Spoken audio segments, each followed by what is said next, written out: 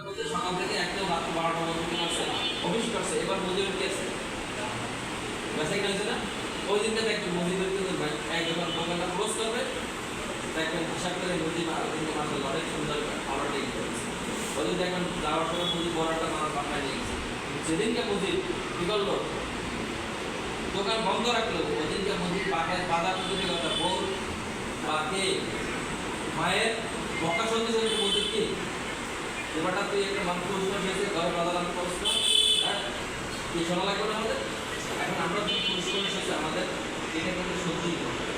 আপনার বাবা শুনবে, আপনার শুনবে, আপনার ছেলে সে শুনবে, তাহলে আমার পুরস্কার সেটা কি শুনবো, এটা আমাদেরকে একটা নৈতিক দায়িত্ব অভ্যাস কালচার যা মনে করি সব কথা হলো আমি আপনাকে এই এত কথা বলার কারণে কিন্তু আপনি চাকরি করতে আসছে,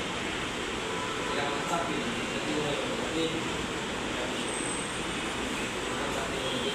এখানে আপনাকে আমি কি ব্যবসা সম্পর্কে ধারণা আপনাকে কিন্তু এখন আমি একটা মুদির দোকান দিয়ে দিই, আপনি কি মুদির দোকান চালাতে পারবেন? কারণ ওই ব্যবসা সম্পর্কে আপনার কোনো দিন নেই ধারণা। পেঁয়াজ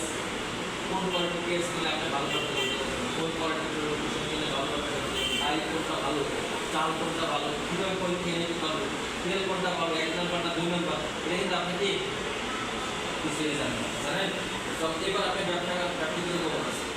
কোনো জানেন না, আপনি কিন্তু যখন বসছেন চিন্তা করেন একজন আছে বলছে যে আমার এই দিয়ে 10 কেজি চাল বাকি দিয়ে মানে আবার কি আপনাকে বাকিতেও দেওয়া লাগবে।